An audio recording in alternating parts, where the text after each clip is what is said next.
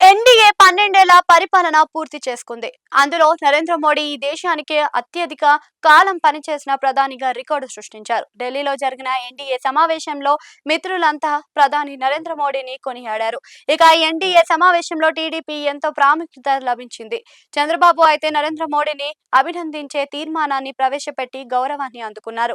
ఎన్డీఏలో సీనియర్ భాగస్వామిగా బీజేపీ తర్వాత రెండవ అతిపెద్ద పార్టీగా ఉన్న టీడీపీకి నాయకత్వం వహిస్తున్న బాబుకి బీజేపీ కూడా అదే స్థాయిలో మర్యాద మన్నన అందిస్తుంది అనడానికి ఇదొక ఉదాహరణగా చెబుతున్నారు. ఇక మరో 3 ఏళ్లలో జరగబోయే సార్వత్రిక ఎన్నికల్లో గెలిచేందుకు ఇప్పటి నుండే తగిన వ్యూహాలను రూపొందించుకోవాలని ఈ సమావేశంలో ఎన్డీఏ మిత్రులు అంతా నిర్ణయించారు.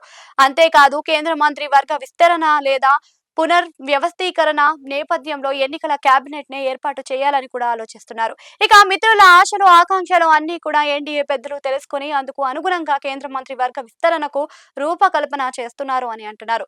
ఇక కష్టకాలంలో కేంద్రంలో ఎన్డీఏ ప్రభుత్వానికి బసటగా టీడీపీ నిలిచింది. ఏపీ నుంచి 16 మంది ఎంపీలు టీడీపీకి ఉన్నారు. వారంతా ఎన్డీఏకు మద్దతు ఇవ్వడం వల్లనే ఈ రోజున మోడీ మూడోసారి ప్రధానిగా ఉన్నారు. అయితే అంతేకాదు సుదీర్ఘ కాలం పాటు ప్రధానిగా ఉన్న రికార్డును సొంతం చేసుకున్నారు. దాంతో ఈ కృతజ్ఞత అయితే టీడీపీ మీద ఎన్డీఏ పెద్దలకు ఉందని అంటున్నారు. దాంతో కేంద్ర మంత్రి వర్గ విస్తరణలో కూడా మరో బెర్త్ టీడీపీకి అదనంగా ఇస్తారని ప్రచారం అయితే హస్తిన రాజకీయ వర్గాలలో జోరుగా సాగుతుంది.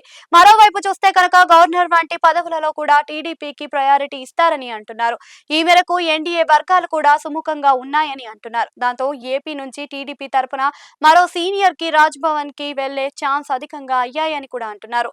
ఇప్పటికే సీనియర్ నాయకుడు అశోక్ గజపతిరాజు గోవా గవర్నర్ గా నియమితులు అయ్యారు. దాంతో మరో సీనియర్ ని కూడా ఈసారి గవర్నర్ గా పంపించాలని టీడీపీ చూస్తుంది. ఆ ఛాన్స్ ఎవరికి దక్కుతుంది అంటే ఏపీ నుంచి ఇద్దరు పేర్లు గట్టిగా వినిపిస్తున్నాయి. ఆ ఇద్దరు మాజీ మంత్రి యనమల రామకృష్ణుడు, అలాగే పార్టీలో సుదీర్ఘ కాలం నుంచి సేవలు అందిస్తున్న ఎటువంటి అధికార పదవిని పొందని కూడా ఆ నేతనే వర్ల రామయ్య. ఇక ఈ ఇద్దరు నేతలు రాజ్యసభ సీటుని ఆశించి భంగపడ్డారు. దాంతో వారిలో ఒకరికి గవర్నర్ పదవిని ఇవ్వాలని టీడీపీ అధినాయకత్వం చూస్తుందని అంటున్నారు. మరి ఈ ఇద్దరిలో ఎవరికి ఎక్కువ అవకాశం అని చూస్తే కనుక వర్ల రామయ్యకు ఎస్సీ సామాజిక వర్గానికి చెందిన నాయకుడు.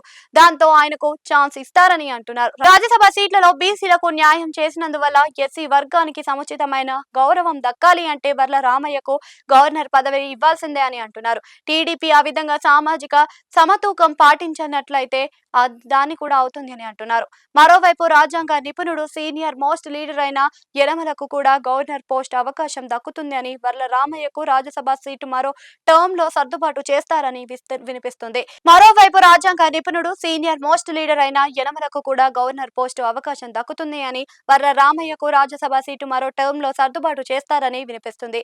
ఏది ఏమైనా ఏపీకి మరో గవర్నర్ పదవి ఖాయమైంది.